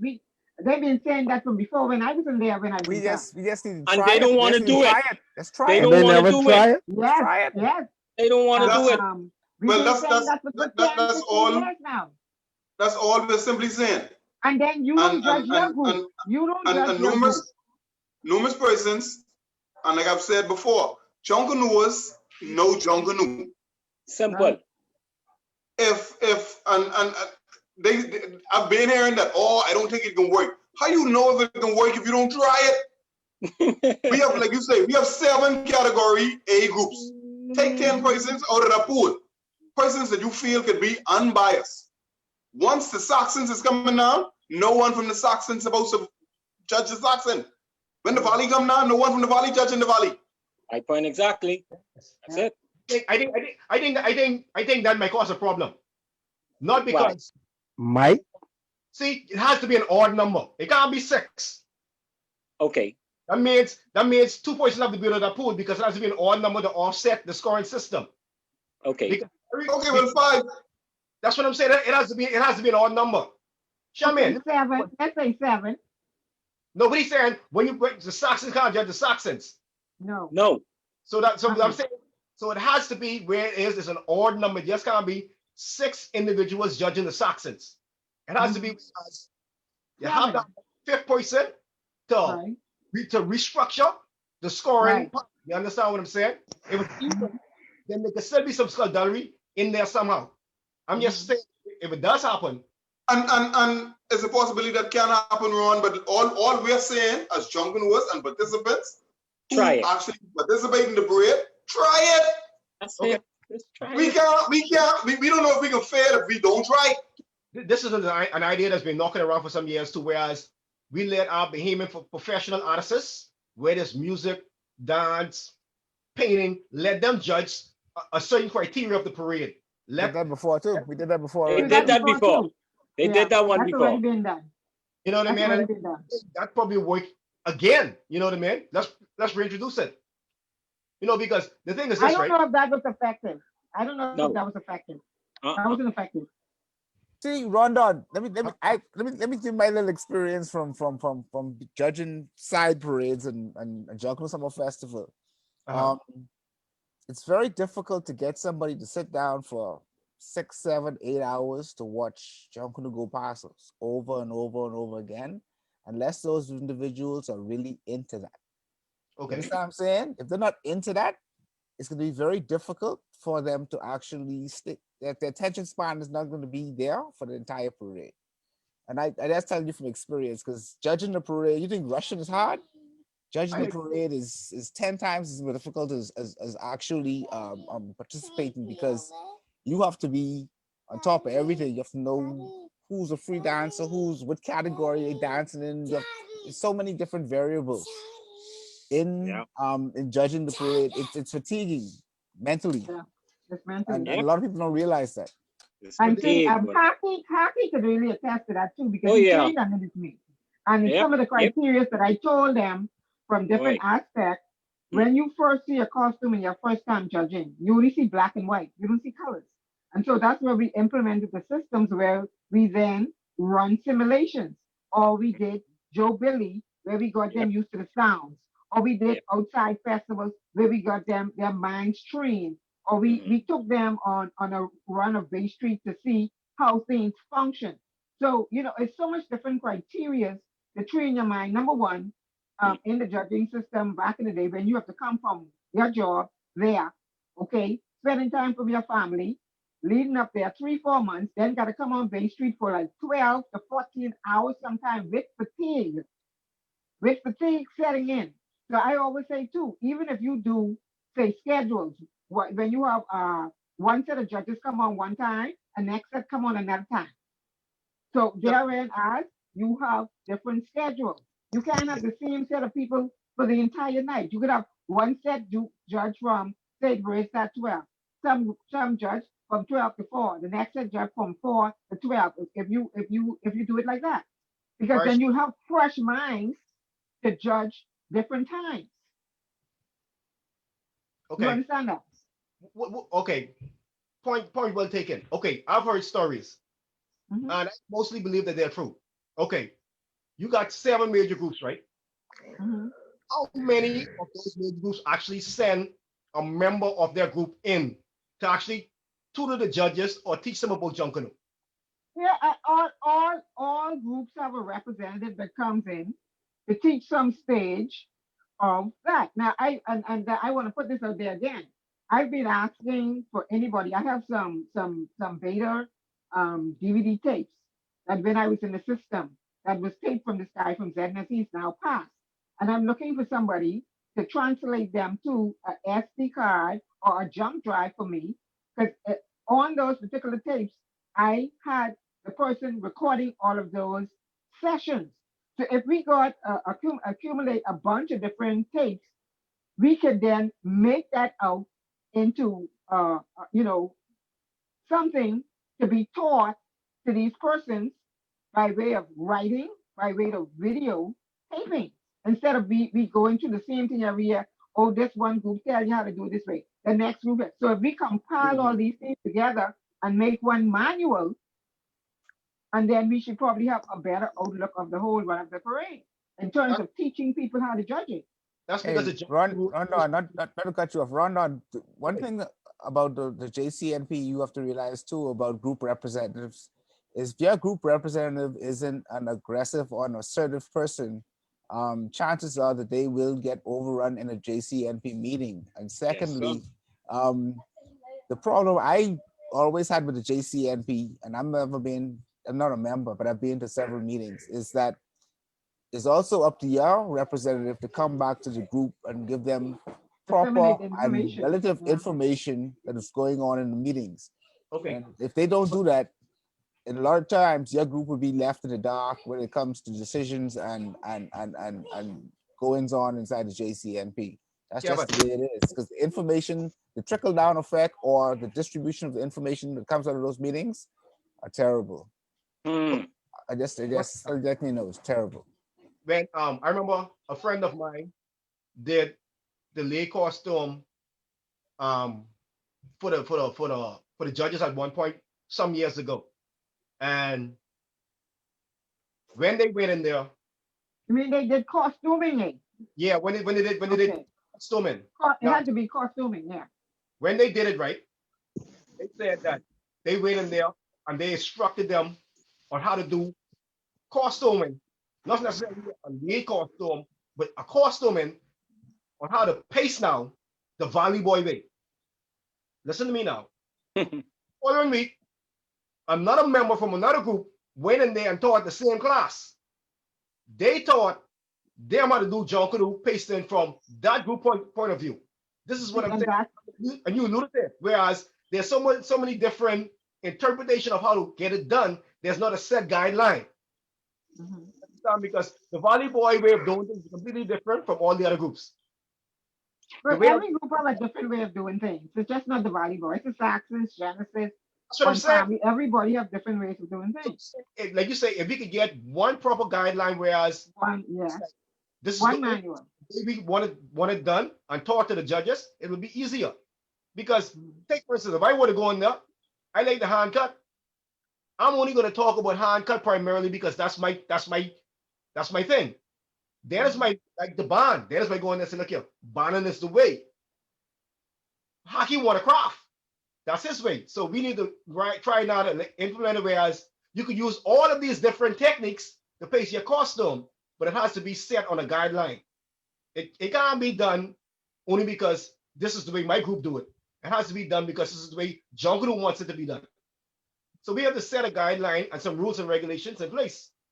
Because I can tell you the truth, there's some of us who know how to pace, and there's some of us who know how to pace, we just don't want to pace. And so instead of doing it the correct way, we try to find that shortcut. So let us now implement the shortcut into I should say the long cut. Try to infuse both brand of pasting or John Canoe to make it one. Whereas you could do a piece of everything and you wouldn't be criticized so hard for not doing it the right way when there's only one way to do it, basically. So we could just get something in line, whereas this is the way that it has to be done, then we'd be better off. Because honestly, I think by now, enough information should be out there where as the JCNP can do a hand manual in terms of combining all the information. because I remembered early in the year when I did a show on choreograph, it was a conflict among them from teaching different styles and stuff. And I remembered back then when I was the chairman, with responsibility for the judges, one of the things I always was against, Haki could tell you this, I used to carry on like a dragon when one group come in and try to push for that group, and the next group, everybody there just came in to gain brownie points, which it distorted a lot of person minds. And so, you know, it was good to, like I say, to try to get a manual in place where from all the different groups, one booklet that just teaches, where you wouldn't even have to have the representatives from the groups coming in to get brownie points and all these other stuff. And Haki, you could speak to somewhat what you learned from when you was in there during your time. Yeah, boy, like she said, in the classroom, it's different from on Bay Street. Totally. Because you got persons from groups, their agenda is their group and their group only. They ain't worrying, but like Rondon say, put the craft for everybody to understand. Because most of those people who was, see, I used to see us in Junction. So what they was showing, them things I already know, Rondon. But I didn't make it known that I know it. I participate just like I write off the street. Let me ask you a question. Mm-hmm. In your time doing it, how many of them actually knew how to pace and actually finish a costume? The judges, hands on. You mean in the class? Yeah. Or the person who represent? No, I'm asking you, when you start to train as a judge, how many of your classmates were actual Junkanouers that could actually pace and build? Percentage wise with the group, not much. The percentage, it wasn't not much. That's because remember now, Rondon, remember now, once you came in there, you know, where they created a vetting system. When you were found out that you'd work from a group or you were affiliated with a particular group, they tried to vet you because therein as they would think you would be do some type of agenda. And herein as we get back to the point where Junkanouers should judge Junkanouers. That's all we said. Simple. But see, I think that the time that you all take to train the judges is a little, it ain't enough because you could basically teach them something. Remember now, we're not in the system anymore, so I don't know how it's done now. So I'm not in the system. The thing is this, right? Let's just say you get a core of 60 judges and you cut it down to 45. I think those judges should judge a parade for 3 years because that's how it used to be done. That's how it used to be done. 3 years. That's how it used to be done. 3 years. I did 3 years. And that's much of judge. And if you keep on in new judges, nobody learns anything. Nobody knows. No. See, this is how it's done, Rondon. If you say a new person who learning how to cut the grass, right? If the first year you come in, you learn how to cut the grass. You feeling your way through the grass. Right. If you become a seasoned gardener after doing it for 2-3 years. So it's not something where you got to be feeling out and trying to figure out what it is. You already know what it is. But if you have a constantly turnover every year, then you will have the same mistakes every year. That's what I'm talking about. Because my thing is this, even if they go mess up, at least it's like being, you know, like you say, after 2 or 3 years, you should know exactly who suits the farm. And if that person is not doing skullduggery or they just ain't doing their job right, then they must be eliminated. But we need a good core of judges that actually knows the craft or was taught the craft in the right way. Because but again, like we go back to say the vetting.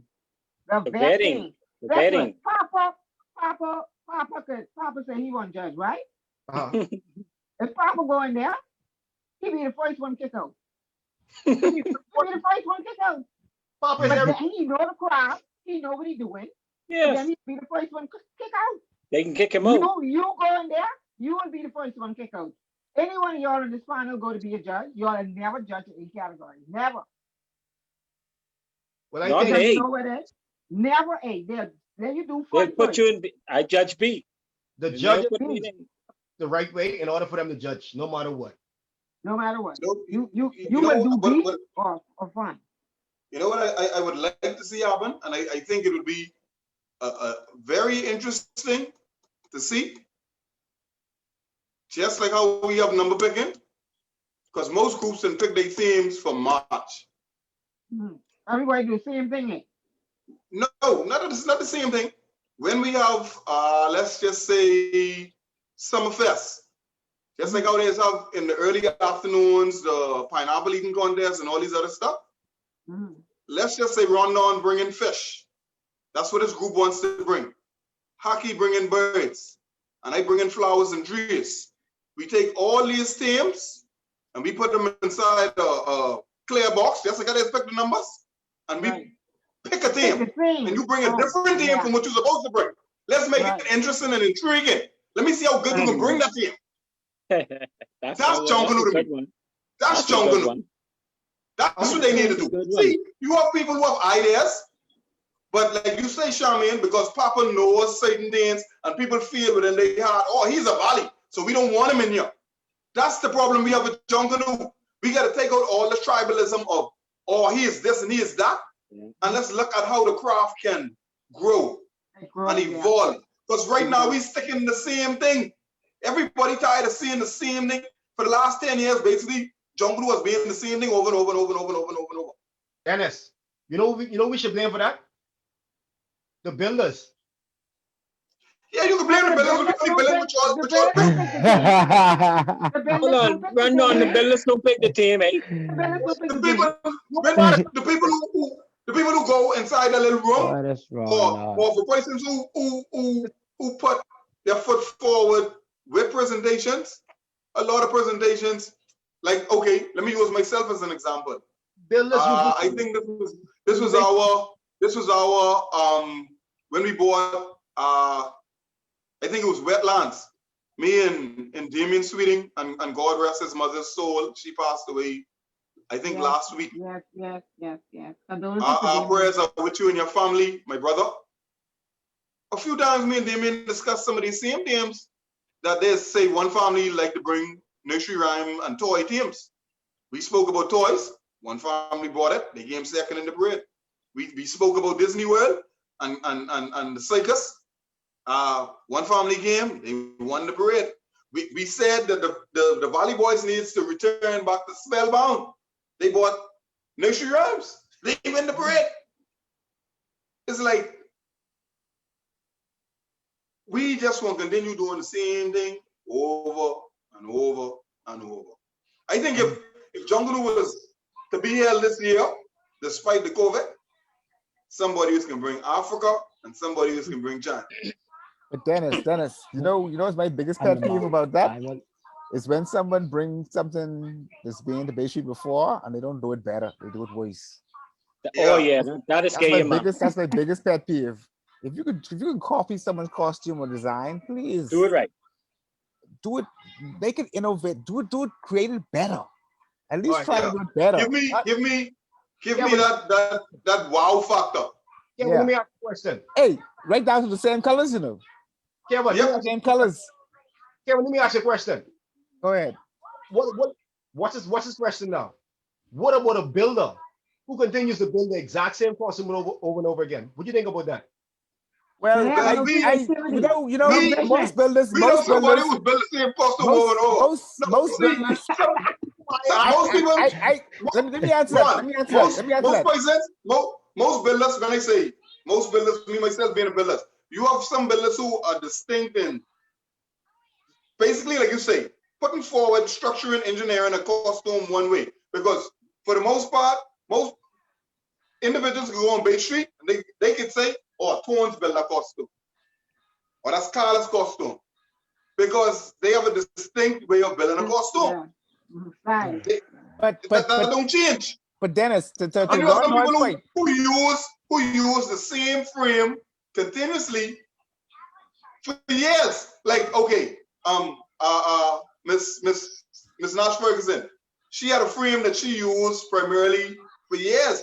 And if you would look at her costume, you would think it's the same costume she had from Boxing Day. but it's just the same setup. Right. But it ain't basically a different structure. It's the same setup. Some Dennis, people just comfortable. Some people just comfortable doing things one way and don't want to step away from that. Dennis, I'm you have talking- some builders. We have some builders. Run on. We have some builders who only could build a fish.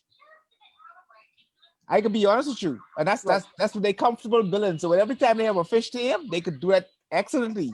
You give them something I else, agree it's a because problem. I know, like I say, I know some builders I can call their names, but I can leave that. No, You have some builders who could build the hell out of a horse. You got some builders who could build the hell out of a lion or a tiger. But like I say, they just distinct, and that's what they specialize in. That's them. But then Hey, and Dennis, the thing what you say about putting the teams in the barrel, that'll cost them be creative. What you think? Yeah, you have to see. Like I said, let's look at the Macy's, even the Roses Day Parade. The Roses Day Parade, those people use flowers and maybe stick them on styrofoam or whatever to hold the flowers. But a lot of these figures stay moving and they are mechanical. Jungle needs to evolve and go in that direction. Because for instance, let's say we have a costume saying the royal wedding, and you just put the figure of the prince and the queen, the princess sitting in the carriage, and they have their hand like this, holding the hand up. The hand should be moving.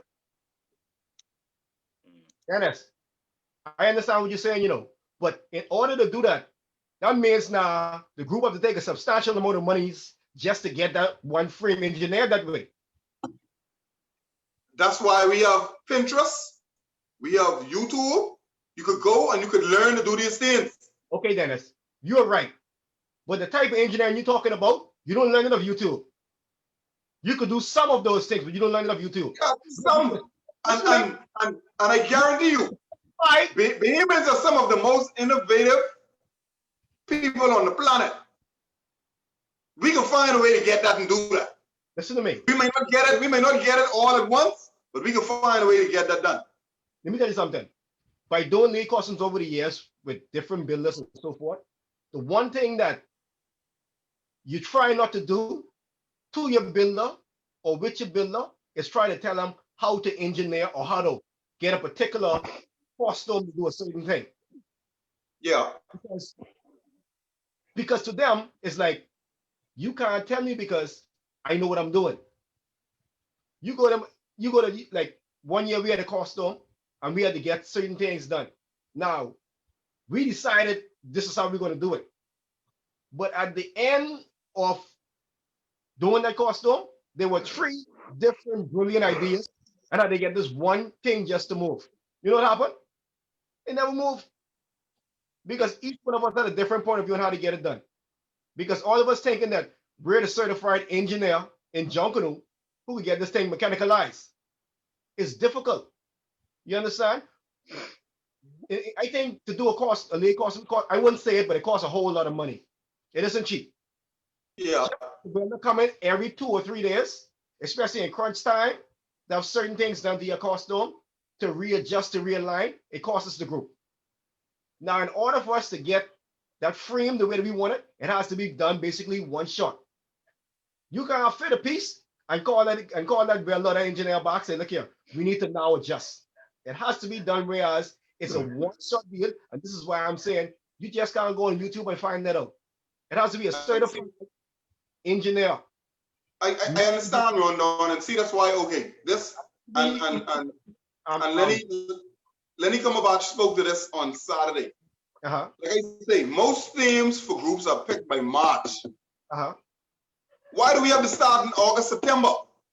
If you didn't pick a theme, would you? Okay, people just be like, oh, it's the element of surprise.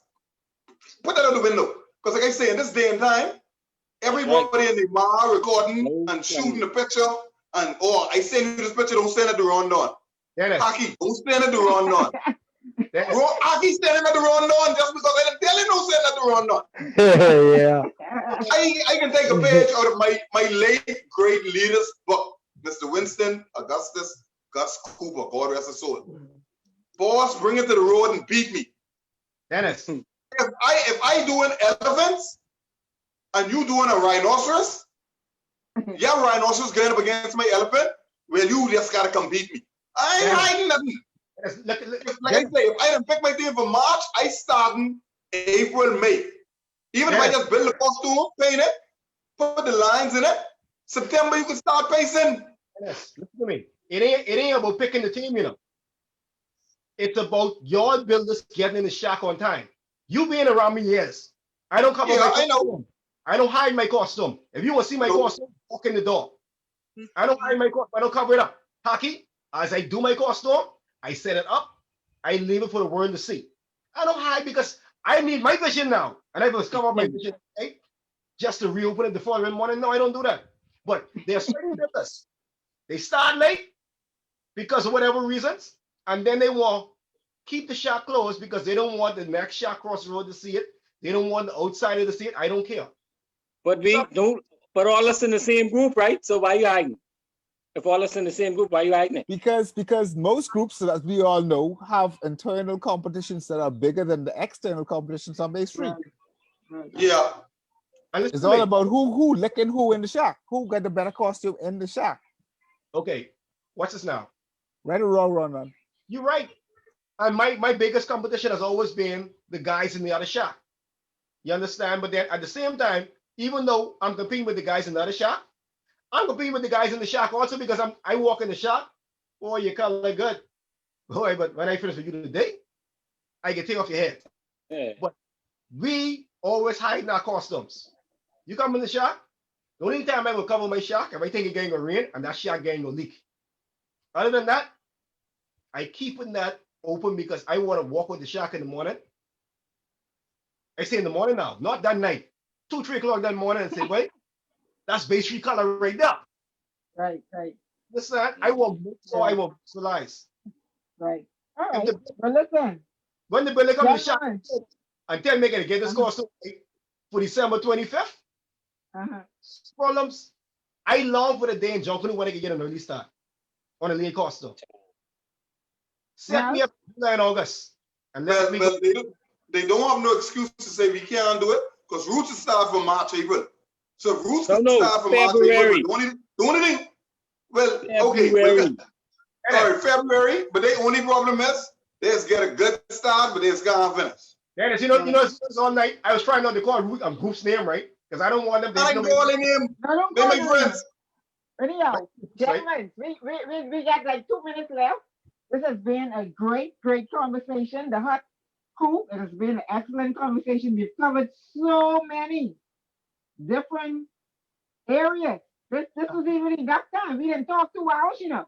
You realize that? This wasn't even enough time. Okay, next time we can eliminate me on. We got one. But I'd like to say, on behalf of my co-host, Mr. Paparazzi, and my producer, Ms. Brighton Rolby, thank you so much for taking the time out. And for the rest of the Hut Crew who didn't make it, y'all missed a great show. Just to let folks know that I am doing the countdown to a No Junkanoo Parade. Y'all see it? With the withdrawal. So that's the No Junkanoo Parade countdown that I'm doing every day on Facebook. I've been making emojis and sending the emojis out so we can keep them for our keepsake, because we gotta keep this 2020. We gotta have something because we ain't going back into this. Because we gotta have something in our minds about it. So I got the perfect thing for you to do tomorrow. Inbox me. And put it on Dennis' shoulder.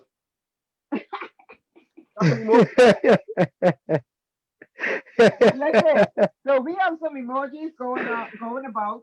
Every day that I post the countdown, the date for the countdown, I post an emoji, and I have a lot of emojis of wordings of what the different words and stuff that we say, and so we could share them and save them. So when y'all have your junk around, y'all can row and y'all like throw shade and things you can throw at one another through the emojis. Then they stick around. Yeah, they stick around for a long time. But next week we're gonna have an excellent show. We're gonna have like a No Junkanoo countdown to Nervous Saturday. I won't say who my guest will be. Y'all will see that when I bust my fly off in a couple of days. So again, gentlemen, I thank you so much for tuning in tonight. Everybody who's been watching, we thank you for watching us. If you have any questions and everything, just jot it down. Make sure share this video so everybody can see what we're talking about. Papa, you have any last questions before we sign out? No, Anything to say? it's been a very informative show. A lot of jokes. But it also lets people know exactly what's on the mind of Junkanoo Yes, and this and that's COVID what's most season. important. Right. Yeah, That's in this what's most COVID important. season, right? Yeah. Oh, I do have a question. Containing COVID. You know you had COVID. No. No. Okay, just checking. All right. All right, folks, there you have it. Uh, Like we said at FIE's Junkanoo Rush, feel it in your Feel belly. it in your belly. Everybody be safe and have a great night. And be safe, man, because we want to see everybody again. But okay? Everybody be safe. Follow the protocol. All right, Shaman. Pleasure is all right. ours. All righty. Thanks for having us on, man. All right. Problem. Not a problem. Hey, y'all try to stress me out, but you know, I can't control the mic line and mute stuff like y'all. I think you should have mute Thompson. Oh, Lord. All right. Good night, everybody. Good night. Buddy.